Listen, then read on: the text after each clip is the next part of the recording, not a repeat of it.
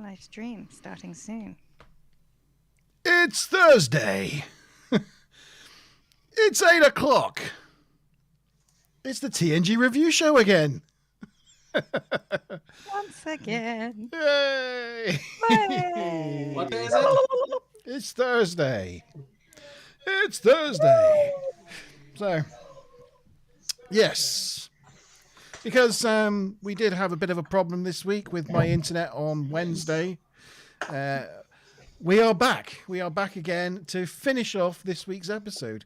I'm not sure we'll actually have any viewers because they're not used to seeing us on a Thursday. It's a bit of an odd one, isn't it? No, I did tell a few people that we were going to be coming back today, so hopefully we'll get a couple, but we'll see. Hopefully we'll get a couple. We're getting a sense of deja vu. Yeah. Look at this. My internet is on. How good? How good is this? You're hardlining, are you? I'm hardlining now. I'm wired in. Yeah, I'm wired in. And I've gone from like 30 megs a second download speeds to 380. So wow. Yeah, that's made a bit of a difference. Some difference. Yeah, should have done that years ago. Anyway, welcome this evening. Mazma Bob, how you doing? Good, thank you. How are you? I'm I saying am this. fine. I saw you all afternoon. I know how you are. I've had lovely lasagna around your house today. My other half does cook a good lasagna, that's for sure. It was very good. Yes, and we've been arranging stag do's all afternoon, haven't we? We have. And good afternoon, Tavykins. How are you, Tavy? I'm doing good. I was running late getting those kids to bed. Did you get any better sleep last night? I did, and a nap this afternoon. It was glorious. Ah, you're feeling better. That's good. Yeah. Good. No night terrors for you then. No night terrors. Nope, No, goodness. that's good. That's good. Only the fully functional kind. Stu Meister, how are we getting on? Stu Blob. All right. Subspace Chatter. Hi, Dan. How are you, Chief Boimler? How are you doing this evening? Oh, I'm sorry. I forgot that was me. Is that me? Who's that? I'm fine, thank you. Glad to be back. Good. Yep. So, for those that were around yesterday, we got through the teaser and the first 3 acts, and then unfortunately my internet just completely died and wouldn't be resurrected. But I've hardwired myself in now via an Ethernet cable, so my internet should be more stable with a bit of luck going forward, and we won't have that problem again. I say, we're touching some fake wood. Where's real wood? There you go, real wood. Yes. So we're continuing our episode from Act 4 of Night Terrors. Yeah, we're talking about Season 4 episode Night Terrors. Just for those that may not have seen last night's episode, yeah, we're on episode 17 of Season 4, Night Terrors. And we probably want a picture, don't we, where we are in Act 4. So that would be good, yeah. Let's get the picture up. There we go. We were with Deanna, who's now spent the last 2.5 weeks talking to this comatose Beta Z. He's not comatose, he's catatonic. Catatonic. That's it, catatonic. So he's awake, but he's just frozen. Yes. He's not moving or talking. No. So yeah, she's still talking to him, and the patient says, with his eyes open, 1 moon circles, basically stating the same dream that she's been having all this time. And the doc confirms that no one is sleeping on the Enterprise apart from Deanna and her 1 moon circles nightmares. Deanna frets that she's going to end up at a catatonic state like the man. Actually, just in that shot, you can see the exact same blanket that's on Deanna's bed. I did mention yesterday. Oh, the purple silvery thing. They're normally in the sick bay, but she had one on her bed. So Yeah. it's obviously been stealing blankets again. Yeah. And you see the coloured liquid Yeah, containers. have to have coloured liquid containers in the science lab or Gotta the have medical it. facility always. Oh, some space chat. I didn't get the notification yesterday. Oh dear. Well, you got today's, so at least Yeah, that's. I don't know if that has something to do with the fact that the start date was like 3 days in the past or something. Oh, that was So Yeah. it. Yes. Yeah.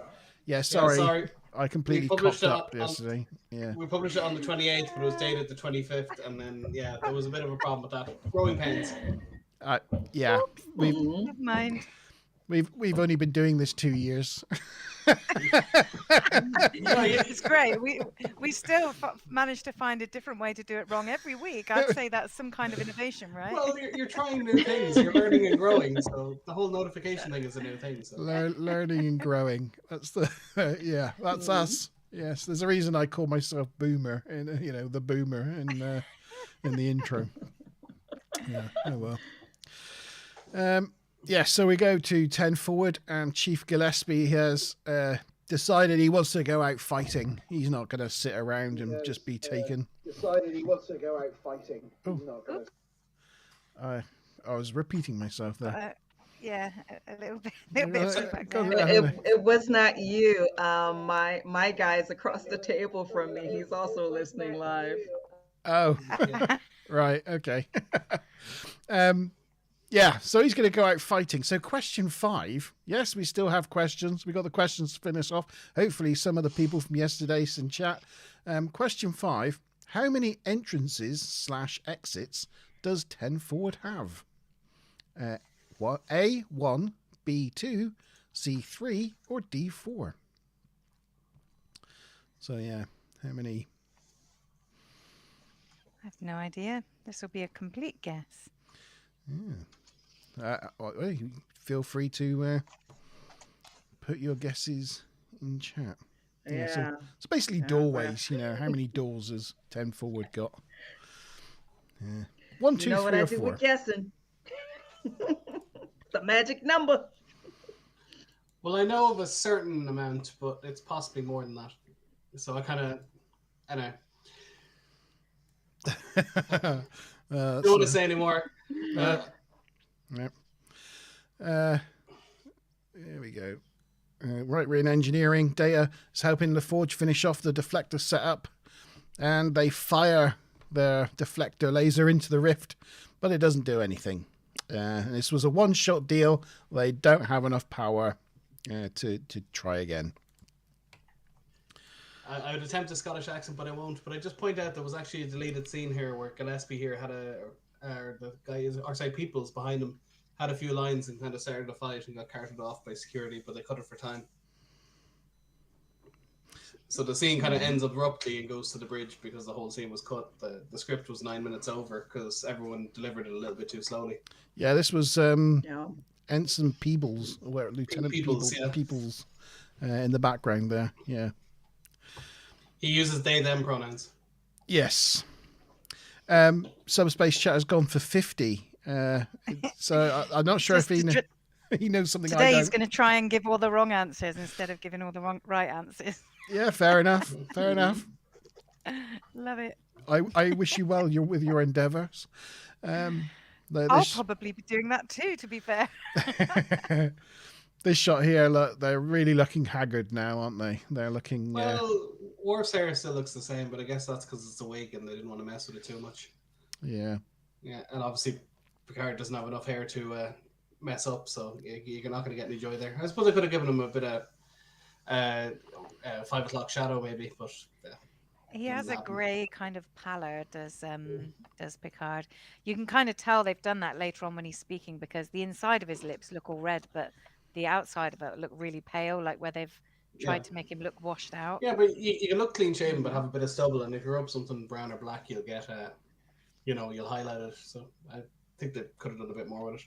I mean, we know Patrick Stewart is a fantastic actor, but I think he does a really good job in this episode of appearing like tired or just stretched, just like completely. His eyes are sullen or half closed, and he's kind of slumped in the chair. So he is acting. He's body acting all right.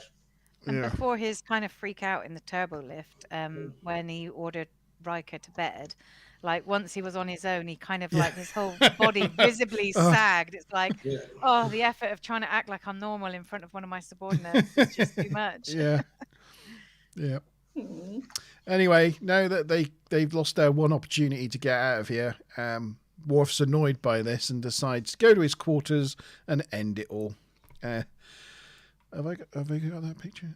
Luckily, Troy senses his motives when he leaves and follows him. And here we have Troy going into his quarters.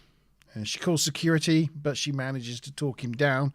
Worf feels fear of an illusionary bad thing waiting for them all. Is it the? Is he afraid of yards of ale? Maybe. Maybe. Seems to have a few of those knocking about. It could be. I think he's. I mean, yeah, he poured this stuff on the knife. Does he have that waiting there, just in the off chance he might want to commit suicide at any moment? All right. This entire episode has been full of fouls. I don't know. Which I've been calling out. And I don't know if we forgot from last time. This scene right here brought up a question that just had me like this low key level of alarm as a mother. I'm going, in this entire episode, who's watching the children? Yeah. What? Where are the kids? Where Well, are the kids? if I was Starfleet, I would just combine them to a holodeck and have a holographic teacher just mind them for when stuff like this happens. I mean, they're getting sleep deprived as well. Can you imagine Alexander like wiling out? Kids going crazy when they go sleepy. They'll be getting a bit wacky too. Oh my God, I can imagine. Yeah. Well, They've just got to be in the brig, right? There'd be no controlling them. Sedated. Stick them in the brig. Yeah. Does Worf fear Yar's return? Oh, maybe. Maybe he does. He doesn't want to lose his job. Yeah. That would just be the ultimate dishonor. There's no glory in demotion. But, And another slight... Sorry, carry on. No, go on. I was going to say another slight goof is that when there's any problems like here or in 10 forward, they call security guards and they turn up bright-eyed and bushy-tailed looking completely normal, even though nobody else is. It's like, oh, these security guards are made of stern stuff, like they're doing better than anybody else on the ship for some reason. And the I would have. security guards always turn up and are absolutely useless and just either turn up late and miss the entire thing or turn up and just get blatted. And I love how there's three of them in a small corridor and they just stand there straight out just shooting phasers and people shooting at them and hitting them. It's like they don't duck in or take a knee or make themselves small. They just stand there nice, perfectly shoulders forward, waiting to get shot. yeah. So, good. No squad Subspace tactics. says, instead of an episode called Who Watches the Watchers, maybe there should have been a TNG episode called Who Watches the Kids. Yes. Love it. That's good. Brilliant. Oh my goodness, we've already done the scene. I'm kind of losing my pacing here now since he came back in. The scene in 10 forward has already happened where Guinan pulls out a gun, right? No, that's not happened yet. No. Oh shit! No, we haven't got there yet. I'm looking at my notes here and I'm like, wait, what? We're getting there. We're getting there. That's in the 5th act. We're nearly at that point. Yeah, because this is the end of the 4th act now. Anyway, Troy talks him down. Security arrives. They arrive late. They don't have to do anything, and she dismisses them. And that's the end of Act 4, really. Should we go back to the question? How many entrances, exits does 10 forward have? Yeah, we got C's, B's, D's, and a 50. Whoa, we got a spread. I definitely know there's 2, but outside of that, I don't know. I'm guessing there's a 3rd. It's 2. It is just 2. It's Ah, the but- 2 side doors. No! Yeah. Never. There's no Guinan's. The door to Guinan's office is out in the corridor. There's no other entrances or exits to 10 forward. No. Yeah, they're port and starboard, and they have those kind of circular glass windows in them. With the Starfleet logo inside the Yeah. glass window. And occasionally they redress those with different logos in the glass just to mix it up a bit. But I mean, it's the exact same ones in Voyager. They don't change much to make it the galley. Yeah. All right, never mind. I just thought it was like it couldn't be 2. It's too obvious. Well, it was a double bluff kind of thing Yeah, there. it was. Again, they're too interesting. You think, why you put that question in there? There's got to be something. I don't know. Is there a Jeffrey's tube access under the bar? Or Yeah, something? Like, I might not remember. No. Not on any Yeah, of we the gotta blueprints I could investigate find. Yeah. Okay, so I, yes, that was the end of Act 4. mine was a complete guess, but I wasn't the only one who got it right. Also, Good John did. So Yeah. that has completely shaken up the scores because of the 4 people who were all on 220 points, only one of them got that right. So Gujon now is right in the lead with 320 points, with Stu Plum, Tavi, and Sean all 100 points behind him now. Wow, Yeah. that shook it up. That's Oh wait, hold on. No. This She's is like, the I'm moment close we're enough to having now. slap him. He's sitting across from me. But Is he as doing a happy always- dance? Go on, do a happy dance. He went to say what? And sweetie, because of my general loss of the lead, I have to do my customary con yell, but with his name. Good yarn! It's very good. Nice. It's very good. Subspace chat, I think, is probably the windows could be considered exit if you're willing to break the glass. Well, that would be transparent aluminum, I think, rather than glass. But Yeah, it's supposed to be very strong and sturdy and can, survive Borg attacks and all sorts. But when they crash on the planet, they immediately shatter and glass goes everywhere. yeah, I know. Yeah, it looks like glass to me. Does like a tree. Yeah. Yeah. Okay. There we go. Act 5 then. Shall we go straight into Act 5? Was there anything else? Goof Girl. Not that I can think of offhand. I mean, there's some minor things like to do with the bodies sitting up and some like minor continuity things, but not really anything worthy of our audience. Not anything interesting, right? Okay, so on with Act 5, the last act. Here we go. Data assumes command as the rest of the crew can't function. Troy's still trying to communicate with the patient. He says that eyes in the dark, one moon circling. So that shown to Deanna that he's having the same dream that she is, and leaves Troy into understanding that it's not a dream, but telepathic communication. They take the theory to Picard in his ready room. Theory being that there are others trapped on the other side of the rift. Eyes in the dark reference the binary system that they are next to, but they can't block the signals because there's no way of blocking telepathic signals. But they could use the dreams to communicate through the process of directed dreaming. Picard asks, "What would you say to them?" So Data and Troy go and research chemicals that they can produce They go research the chemicals that could produce the required explosion. When you say research chemicals, I just assume they're going to drop a load of pills. They're going to go experiment. That was a great makeup on Deanna. Yeah, she's starting to look a bit Thank you for tired. the photos. Well, I thought Data giving a nice eye of cleavage there. His eyeline's a little bit low.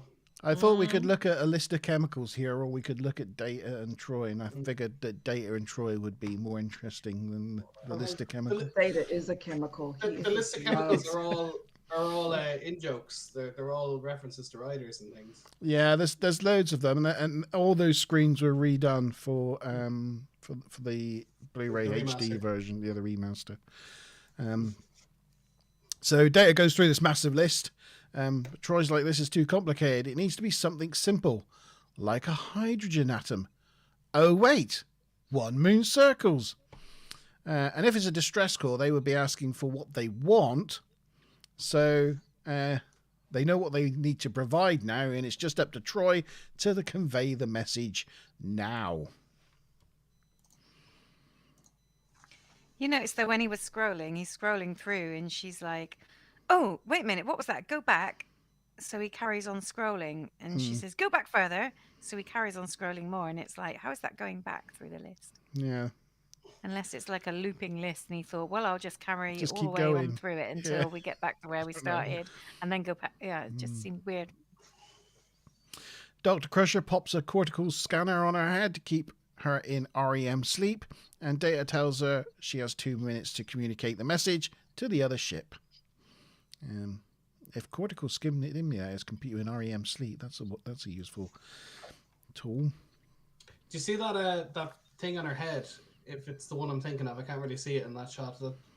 That cortical simulator. Yeah. What it actually is, because I found this out recently from a podcast with Doug Drexler, and I got to tell Jorg on Twitter, it's a tank turret from a model tank kit, and they just separate it and just stick it on. I'm not sure if that's the same one. Could Actually, be. It looks like a tank. Yeah. Actually, that mightn't be the one. Sorry, No, that one. Actually, no. It could be, I suppose, if it had the turret coming out. Yeah, I mean, if you put a gun on the end of that. But they just basically took the model part of a tank, sprayed it a few different colors, and put a few blinky lights on it. And they go, there you go. Yeah. So yes, Data tells her, yeah, he's got 2 minutes to communicate with the other ship. Yes, we've done that. And next picture, Data tells the captain that they need to turn off life support to dispense hydrogen out of the buzzer collectors. But Picard's too gone. I was just gonna say, it said buzzard collectors. Buzzard. Oh, yeah, every other time they say buzzard, and it's just it's the only ever time I ever heard someone say buzzard. Yeah. But Picard's too far gone. He doesn't reply, so Data informs the crew to report to emergency shelters because life support's being turned off. But question number 6, this is the last question of the day. What are the buzzard collectors actually used for? Is it A, collecting interstellar particles, B, collecting water molecules, C, primarily used as a weapon, or D, they're used as headlights so the Enterprise can see where it's going? The buzzard collectors. Another guess. Do they collect interstellar particles, collect water molecules, primarily used as a weapon, or are they used as headlights so the Enterprise can see where it's going? For anyone who doesn't know, they're the red bits at the front of the nacelles. Yes. Panko! Oh, hello, Benko. I didn't see screen there. Hello. Oh, other people saying the same thing I said. That bodes well. That's a good sign, Maz. That's yeah, it's a good sign when everybody guesses the same as my guess. Makes me think it might not be so wrong. Yes. Yeah, I think you might be all right on that one. Yeah, I thought I'd end on an easy one. Well, there's a gas called deuterium they mention multiple times, and it's very important for the running of a ship, but you can find it anywhere and they just have to replenish it. That's the main purpose of it, but they do gather other things with it. In 10 forward, Gillespie still wants to stick it to the man, any man, so he starts a riot. Security arrive and are, as security are, useless. So Guinan gets out the most ridiculous looking gun I've ever seen and blows a hole in the ceiling. But here's a crucial for a 50 bonus points. Where was that gun originally seen? So it was used in an old sci-fi program. Here's the picture of Guinan with the gun. Here we are. This gun here. Oh, you're so cruel to us. No.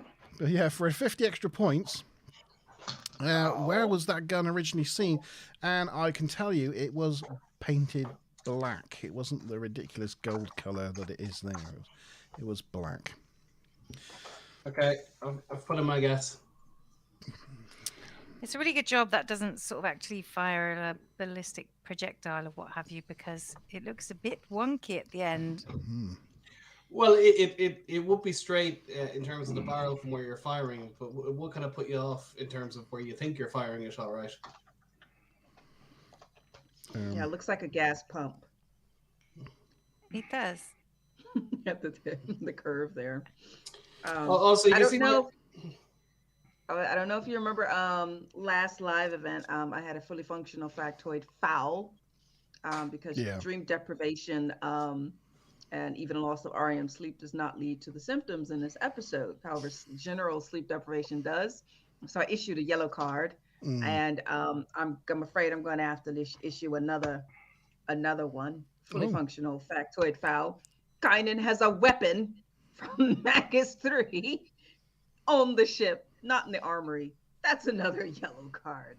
yeah, you wouldn't Which is allow now that, a would red you? card. Red Well, card. kind of gets special privileges, and it could be biometrically sealed. So you know, it could be the case that she's the only one that can fire it. It reads fingerprints or life signs or something. Wow. No, But yeah, Sean. she probably shouldn't have it. It's a And foul. it could just be bluster. It might not be a weapon at all. She's just pretending it is. It's just there for emergencies to make it look like it. Like I mean, it fires, but you know, it fires It did, sparks and makes noise. It doesn't it did actually. look like it was sending out a bunch of confetti, so it's probably just for a good time. But you know, to It, everyone else, it's a yeah. weapon. I mean, she could quite easily just hold a phaser, which would be just as destructive. But look at this big gun. Like a phaser can just like melt rock, completely evaporate bodies. So a hand phaser. What did you need that thing for? Depends on which setting of the 47 settings you have it on as well. It was a wonderful effect as well when she shot it into the ceiling and these sparks sort of rained down on everyone. It looked really realistic. Yeah. Yeah, it definitely doesn't look like an element that was just overlaid on it. Yeah, definitely very, not. and very two-dimensional on top of it. Yeah. Yeah. You see how the light's sparkling off of the people in the background. Yeah. Yeah, they could have just let some on screen or on set sparks off just to kind of and then melded the two, but no. No. So I just hope there's no one in deck 9, deck 9 forward, because they're there at deck 9 forward, just eating their No. eating their dinner, and suddenly they're blasted through the floor. The thing what would be happening though, someone would just be eating their food, they'd see it and they'd go back to eating because they're like, just another hallucination. Yeah, we're just hallucinating again. Yeah. I wouldn't want to be, above 10 forward. I'm assuming they have special soundproofing in the future. I hope they do. But it probably gets fairly rowdy. You know, if you're working shifts and stuff, wouldn't be good. I hope it's just like a cargo bay or something. Yeah. Anyway, I'm loving Subspace's wrong answers. The Bousard collectors are used as disco lights, complete with bridge module turning into a glitter ball. And the gun was originally seen in the officer's toilet on the Enterprise D bridge. And Panko said, yeah, like a toilet gun, or I don't know if it's like a toilet duck because of the, I don't know.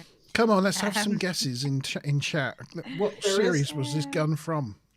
There is a sketch on Robot Chicken from like their Star Wars series of skits about what's called the Night Crew, and it's like there's a alternate version of the TNG cast that come on the night shift and basically just party and drink beer. Highly, you probably can't show it without getting the whole stream shut down, but yeah, No, if you search Robot Chicken TNG, it'll probably come up. You'll see what it's about. All right, I'll have a look for that. No, it wasn't Stargate. It's a good guess. Keep guessing. First person to guess, I'll give 50 points to. Stargate, the film was 98. This was 91. I'll give you a clue. It's before that. Think earlier. Forbidden Planet, Blake 7, Doctor Who. Beavis and Butthead. No, not Beavis and Butthead. No. Stargate. No. So Stargate was 3 years later. The film. Think around sort of the Blake 7 sort of time period. Hitchhikers. No. Think American. The original What's It Face? The one that they redid.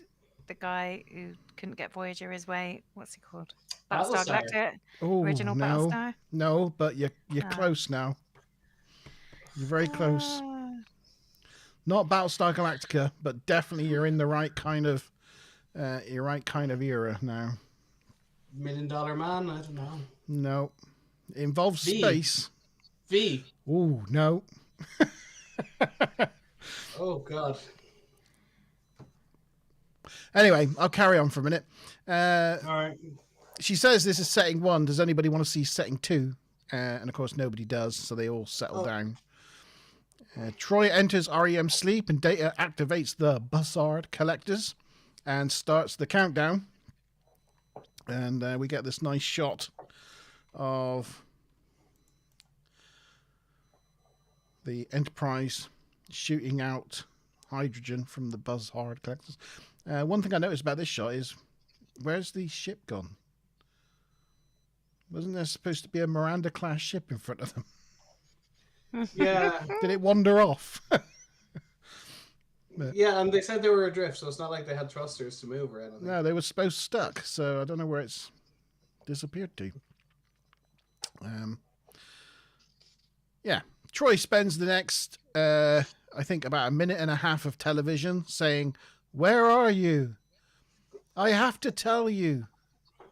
Where are you? They could have I loaded have scenes to out of tell this. you." They could have loaded scenes out of this episode, and they left all of that in. Yeah. They could have just shot a second piece of someone standing over him talking and just flicking back and forth, but they just left it. It was a full minute of that. It was. Oh, it was awful. It's the one part that brings down the episode so much. It is. It's not necessary. And eventually the hydrogen runs out. So it looks like all is lost. But at the last minute, Troy sees an entity and the rift is destroyed in a massive explosion. Kaboom, kablooey. And we see it from the bridge. Kabang. We see... was there any other guesses there? No. We see the Enterprise fly past the explosion. Blade Runner, Star Wars. No. We see a blue alien ship briefly fly by. That's what it looked like. Some sort of like rock cloud Smudgy thing. cloud. Yeah, smudgy cloud. So that was it. That was the thing that was causing all this. And you know what's a bit messed up? When we have the trailer and the image of the trailer, there is an image of an alien, and we never get to see it. Yeah, What it's was that about? yeah. I don't know. Well, I guess the trailers, all of them seem to be a little bit misleading, and they always, if there's like a deep suspenseful moral episode, they still make it out like it's a big mystery. There's explosions, you know. They seem to missell the episodes every week. It's just what they did back in the day, I guess. Yeah. Picard asks Data to set course, and they get out of there. He kind of stands there and he goes, "Data, set course." So Data just carries on because I know stations are interchangeable. You can move them around if you want to, but you think you just move over and use the other station. He can do everything on that station. You can do everything from any station, but it's not the right one.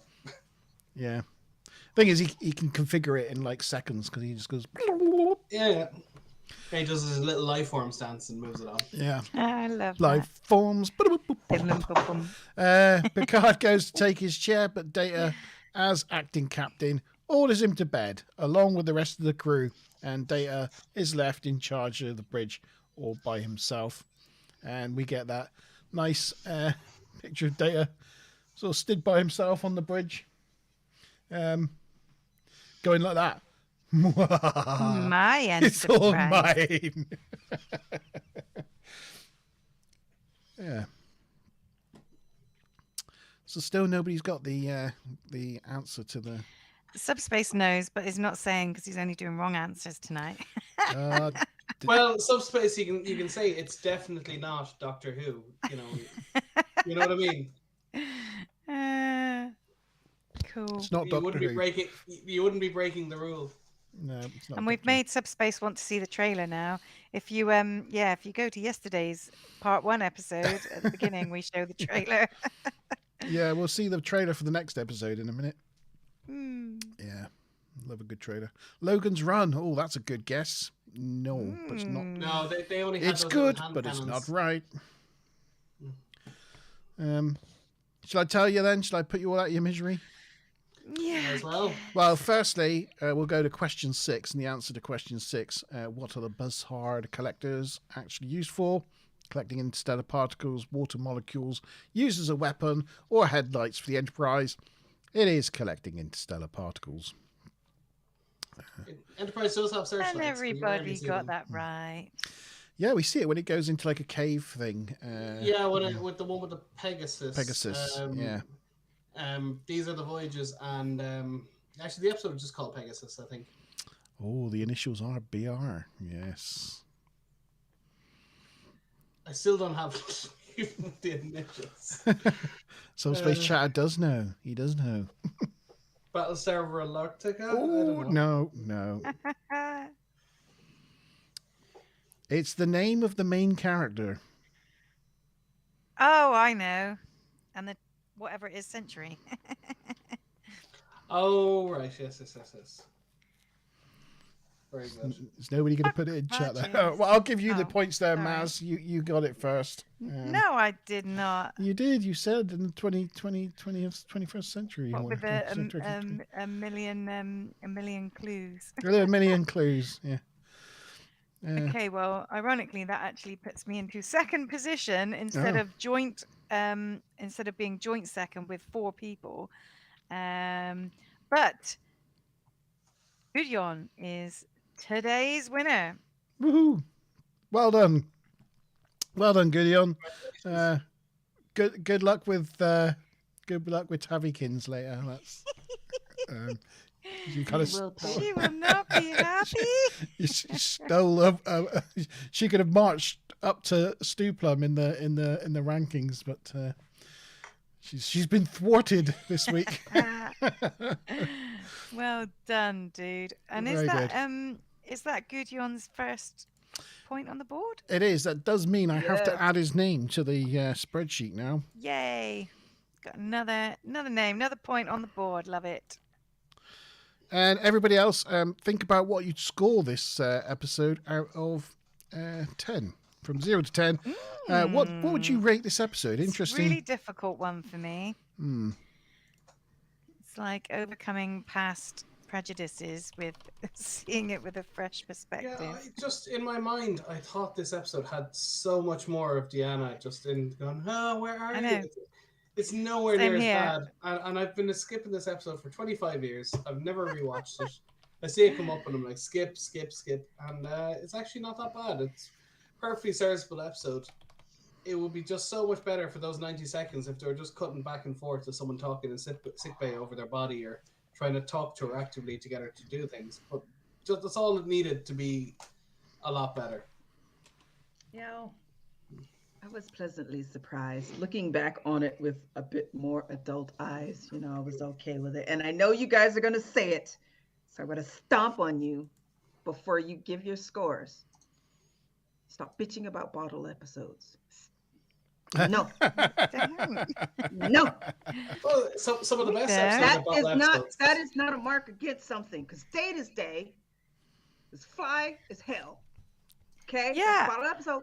Well, we've actually So said, stop because it. like often on like the trivia and stuff, it says, "Oh, this is a bottle episode" and stuff, and we've gone, is it really? Like they seem to have gone to places, and there's new sets, and we often disagree with even the categorization of a bottle episode, but yeah, I think that they can be really good for sure. Yeah, I think bottle episodes encourage the writers to be more creative. They can get really lazy when they have a big budget to do things. So, in many cases, not all, but in many cases, bottle episodes bring out the best in people. Measure of a Man is more or less a bottle episode. Fantastic. Probably one of my great. favorites. A Anything? little bit of spoilers. I want to Drumhead coming up in a few weeks. Again, up there with one of my favorites. Basically, one new set, barely. Yeah, and you think feel about Monty shows Python like thinking you think about shows like Babylon 5 or Deep Space Nine. They're I mean Babylon 5 in particular, like had most of a series that was a bottle series really, because I mean it all took place in Babylon 5 in the Babylon 5 sets. Didn't really, for the most part, apart from some CGI shots of some space battles, didn't really go anywhere. Battlestar Galactica is the exact same. Most of it's on the Battlestar Galactica.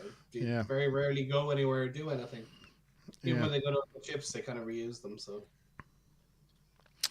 Hanko says a lot of good things come in bottles. I would agree. Like Yeah. this rather nice Caballé. yeah, this middling Pinot Noir, Aldi's finest. I've got a tribute. Well, that's also good. Also comes in. Oh, was it a can? It was a can. Cans are also nice. What would a can show look like? Yeah. Okay, yeah, get your scores for the episode into chat, and I'm going to put mine on my paddle. In A terms of canned some of the, episode would be that one where Riker is just going through all of his flashbacks, and that's oh it. yeah, yeah, that's That a good was point. Yeah, horrendous. that didn't go out of Well, sick bay. yeah, well, there's a story behind that. There was a writer's strike, and they had 2 days to film it, and a tenth of a regular budget, and Yeah, they just needed it to fill out a series for contractual reasons. yeah. Okay, go on then. Ready? 3, 2, 1. I've gone high again. 8775. That's a good spread. 8775. In my head, I was giving it a 2 before I watched it. Yeah, Yeah. same. I've gone For me, right I off. was giving it a 4 or 5, so definitely went over what I thought. I was like, this is Why going to be is the worst mine of the backward? Is mine It's backwards? not. No, it looks No, good it's to us. fine. No, it's good. Although you put yourself completely in shadow when you hold it up like that, you just like you just like it. No, when you hold it forward, you just disappear entirely. Yeah, you're fine there. No, your uniform's fine. So yeah, we got a 5 from Supreme Panko, a 7 from Stu 7 from Plum. Stu Plum. We had We'll a just try that, see what happens. We had a 7. 47 from Subspace, but I don't think we can count that for an average because Well, 4.7 it would make rounded- a really high average. that would be 4.7 difficult. rounded up to 5. Maybe it was missing a decimal point. And we had, I mean, I think we mentioned this yesterday, but we had a whole bunch of different responses in chat from one of my favorites, 10, let's see, 10, easily an 11. Love this episode, amazing episode, 9 or 10, 7, for the horror factor, 8. Personally loved it, 9. 7.5, negative 10. One of my favorites, 10. Loved it. Wow. So, It's a real some spread, 7s, isn't it? Some 8, 9s, and 10s, and a negative 10. Wow. But Good generally John gave it a favourable. 10 because he won, so it's now his favourite episode. Brilliant. So good luck on working out the averages of all that. Yeah, I mean, Subspace, I don't know what you want me to do with yours. Do I count 47 as a 10? Do you want that to skew high? It's up to you if you want to correct it as a 47 rounding down to 10. Yeah, we'll have to count it as a 10 because our digits only go up to 10. Yep, so we've got Good John now is gone with Ruth and Mickey and Sean and Subspace Chatter all on one win. We've got Andrew and Mazin Bob on 2 wins, currently in joint third place.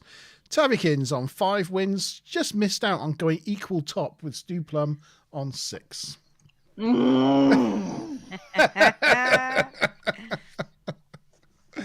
That's great. So in chat we had a 10, a 10, a 7, and a 5, which is 32 divided by 4 is 8. Ooh. Goodyon is trying to save Brain his math. life Didn't by even need saying my the house. calculator for that. Goodjon's trying Oh. to save his life, saying the house one. It's a family thing. The house one. It's a good. I like his thought. Was that an 8? Was it from the audience? Well, it was, but Subspace says ignore the 47, so that means it is actually 22 divided by 3, so that gives us an average of 7. I preferred the 8 because that agreed with me. But now the 7 agrees with me. Damn it!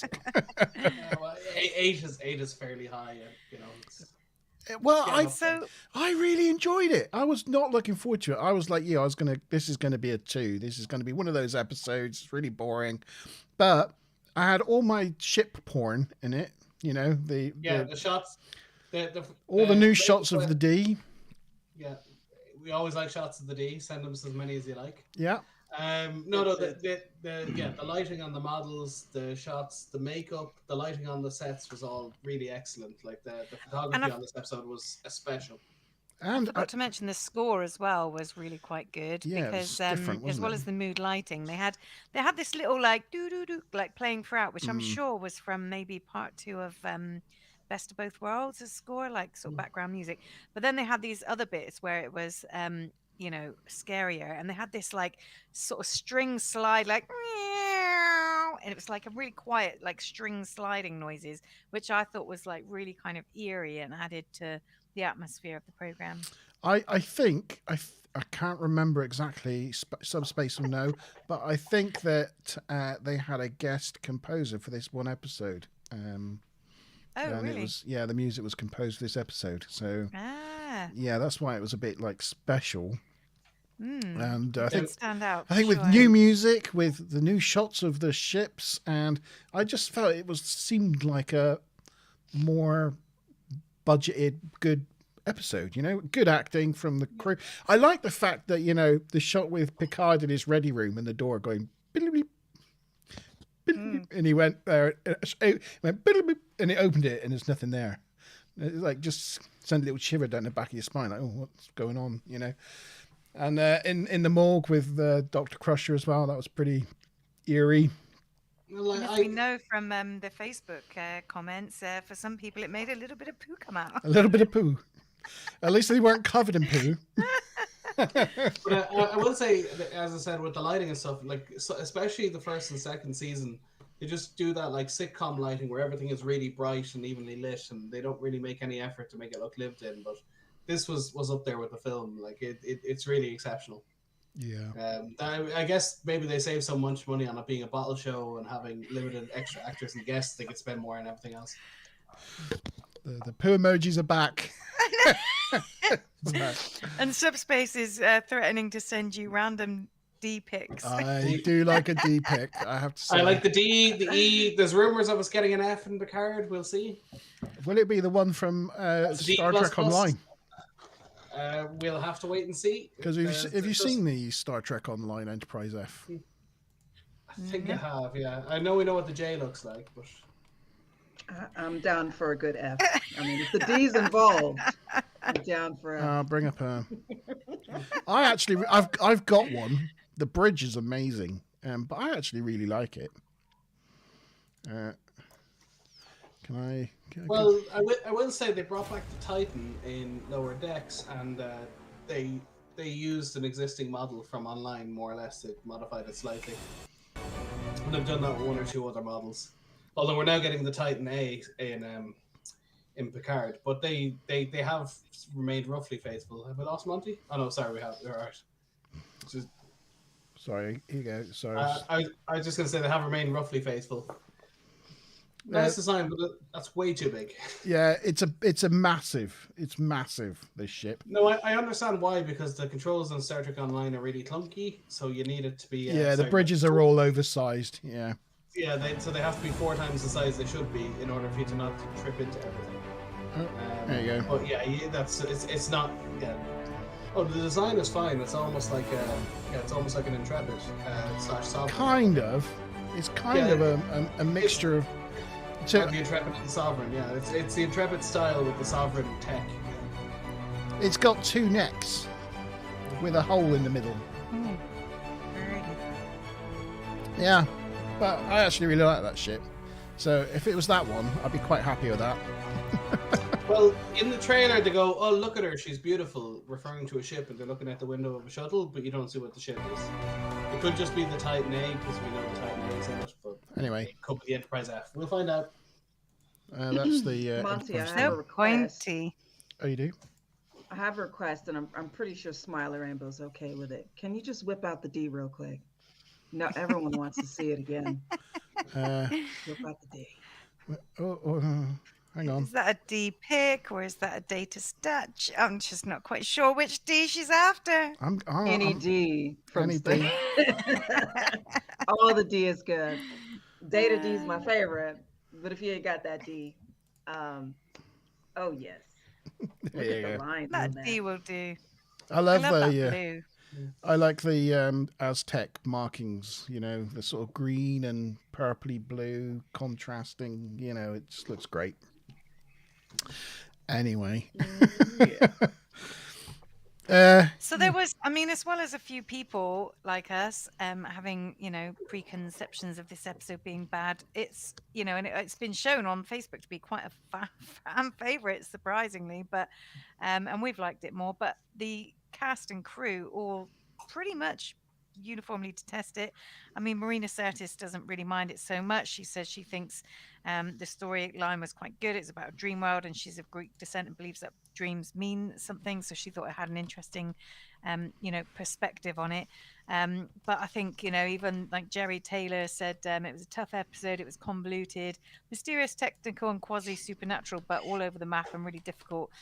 It got wrote and rewrote. Rick Berman said that he thought it was medically accurate, but kind of hard to follow and convoluted. Didn't think it was terrifying, which a lot of people say they think it is. Michael Pillar said it was the first one after Christmas hiatus. Everything got a bit slow. And it was really boring. The middle of the show sagged. Les Lando apparently has blocked this episode out. I don't know what that means, but he won't talk about it for reasons that he won't elaborate on. Had something to do with Troy floating in space. And it's considered to be one of the weakest of the fourth season, with many members of the production staff being really unhappy with it. So, I mean, generally people didn't like it very much, but the fans do seem to like it. Well, the fourth season is the best of the best. It's the more I review it, and particularly because I'm not just binge watching 4 or 5 episodes, we're taking a lot of time over it. I'm going, yeah, I think fourth season was definitely when the Next Generation was at its best. It's got so many hits. So I mean, even when something is not quite as good as the rest, it seems like it's worse than it is, I think. Subspace wants to know, what do you think was the best scene in this episode? Yeah. Oh, you beat me to it. Yeah. Oh. Yeah. Go on. Time Higgins, what's your favourite scene in this episode? Data. All the scenes with Data in it. Yes. Just Data. Well, there's one where he is his profile. I think his profile is just absolutely delicious. I do like it at the end where he just, he doesn't have, Picard doesn't even have to finish his sentences or have to worry about it. Like, Data just carries on anyway because he knows exactly what he wants. And, yeah, I'm in agreement with that. Although the morgue scene was pretty creepy and pretty terrifying, which is pretty cool as well. So, yeah, I thought it was really well done. The way you sort of zoomed in on her and then snapped away, and they were all set up. Like, you didn't hear anything or anything. It just instantly happened. Just makes your shiver go down your spine. Yeah. Yeah, and I think I mentioned, like, I quite liked that turbo lift scene. But then I really quite liked the scene with Worf and Troy. I mean, for all intents and purposes, in my notes, I literally put Worf seems to be faring better than most. And that was just before he goes off and tries to kill himself. So outwardly, he didn't seem to be having as much trouble, but obviously inwardly he was. And, we've noted before that you can kind of, from time to time, sort of see that chemistry between the two of them. And I think this was sort of one of those moments again where she was sort of attuned to him. And yeah, I thought that was quite good. And also, she just ran from the corridor straight in his room. She didn't have to do a medical override or anything. It just opened for her. So Worf's got it set up so Troy can just enter his quarters anytime. Whenever she wants. They've been seeding it from the beginning. And they walked off hand in hand. Didn't they? She took him by the hand and they walked off hand in hand. A couple of episodes ago, they were arm in arm. It was sweet. Yeah, arm in arm, hand in hand. It's very cute. He may just have not locked it, just assuming that nobody would interrupt him. Maybe. Or maybe he wanted to be found, be like, that could be true too. They won't be able to override it, maybe, whoever finds me. Or rather, I want Alexander to come home. I will say I don't think suicide goes with the Klingon creed because it's, some people might say the cowardly way out, although I wouldn't necessarily agree with that. But I think within Klingon lore, I think that's how they treat it. When Kern, his brother, wants to die, he has Worf do it for him as part of a ritual. Because you're generally supposed to die in combat or someone else take your life. You're not supposed to do it yourself. Although, just to finish that point, there is a thing, if they're captured and there's no hope of escape, they are allowed to kill themselves. That is mentioned in dialogue at Deep Space Nine. So perhaps that's the loophole he's using. Oh, I love Perhaps Deep Space Nine. That whole stretch of episodes was brilliant. Speaking of, if you haven't seen today's Lower Decks, I strongly suggest you watch it. I haven't seen it yet. I will say though. I'll say no more. I will say it's based on Deep Space Nine, and the way I'm looking now with Quark's behind me. I will say though that you got to remember that essentially Worf at this point in the episode, because of the sleep deprivation and that, he's gone mad. That's a fair point. He's not thinking this is he's a coward's way out or anything. His mind's no longer firing. He's literally gone insane. But he's using the ceremonial dagger, and he's using the ceremonial yards of ale, so he's going through a ceremony of some description. Yeah. It might not be the right one. What he could be doing could be Klingon gibberish. You know. As I said, I'm assuming he's using the loophole that he's captured and there's no means of escape, and that's what he's working on. That's my guess at it. But the knife he uses is very similar to the one that's used for Kern when he tries to take Kern's life later. It's not exactly the same, but it's almost the same. Yeah. So, who wants to see the trailer for the next episode, for next week's episode? Me, please. Me. I just want to say as well before we watch this episode, Dan Subspace Chatter. I'm assuming Saturday's live stream at 4:30 on Subspace Chatter is going to be another this week's Lower Decks. So I'm going to plug it. I think it's on this week. Yeah, if you like Lower Decks and you like this week's episode, as Chief Boingler there, Sean, really liked it. Check out Subspace Chatter at 4:30 on Saturday, where that episode will be discussed. So check it out, indeed. I look forward to that. Yes, it's well, the episode's based on Deep Space Nine. I won't say any more than that. And it's the first time we've seen Deep Space Nine since. Oh, 94? very cool. Oh, I'm looking forward to that. Well, I mean, there's a brief scene earlier in Lower Decks, and you can't. And supposedly she's in Quarks, but you can't see anything, and it's not really done properly. You just see her with a background behind, just a wall behind her. So it's basically the first time in 30 years we get to see Deep Space Nine and what's happening with it. Very cool. Love it. Here is next week's trailer. Oh, hang on. I've just realised. Sorry, everyone. Just for my co-hosts, I've got to share it in a different way so they can hear the. So we can hear it. So you can hear it. There you go. Right. Here we are. An away team is vanishing one by one.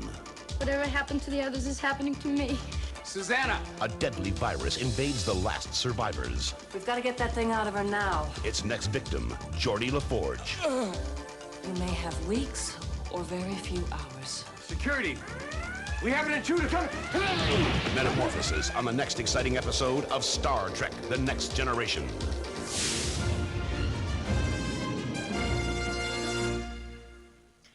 Got to say, Tavi, your face, you looked rapt with attention there. You were like, There was no data in that trailer at all. Yes, there was. That's why I was looking so hard. Oh, did I miss it? Brilliant. So there you go. That's next week. Identity Crisis. I'm episode 18. sad because I will be in Athens. I know. There's just going to be the three Oh, of us. you're going to be in Athens. They saved the How episode sad. from this. I don't get to review, but maybe one of the other lovely viewers would want to come on and be guest host. Ruth, are you on? No, Ruth's not there. Yeah, I'm Maybe sure. Dan.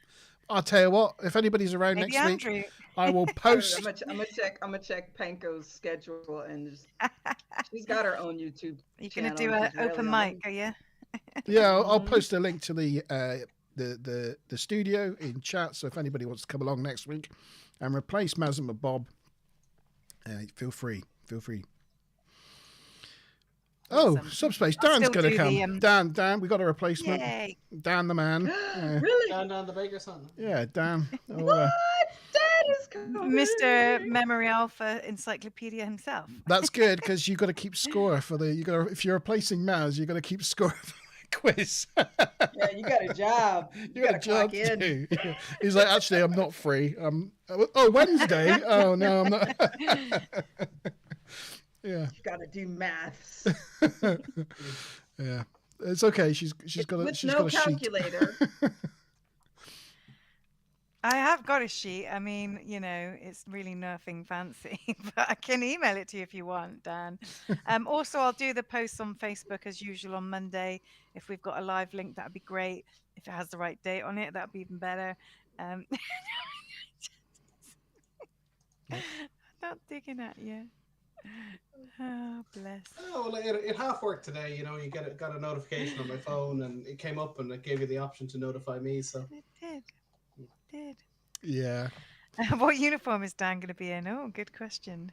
Yeah, Dan, tell Ma- us. Actually, maybe we could get Sean to do the quiz, working it out. yeah, sure I can. Yeah. Yeah. There we go. It's all right. You let off, Dan. We've got Sean. He's on the case. You can bring the factoids and Yeah. Chief Boimler can be our scoreboard.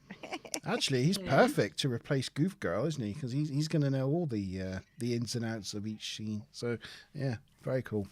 Okay, well, Yeah, I mean, I get a lot of my info from Memory Alpha anyway, right? You yeah. know, for a banker, I don't actually deal with figures. The funny thing.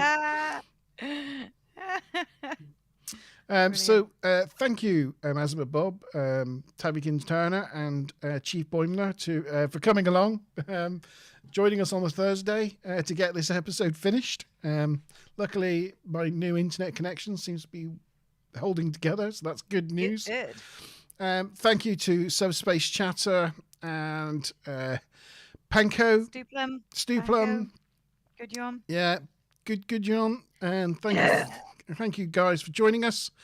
And we'll see you next Wednesday for Identity Crisis. And hopefully not Thursday. Or Subspace Chatter's channel on Saturday at 4:30. Yeah. Subspace will catch you on Saturday. Yep. All right. Brilliant. Ditto. Cheers, See you later, everyone. guys. See you guys. Bye. Bye.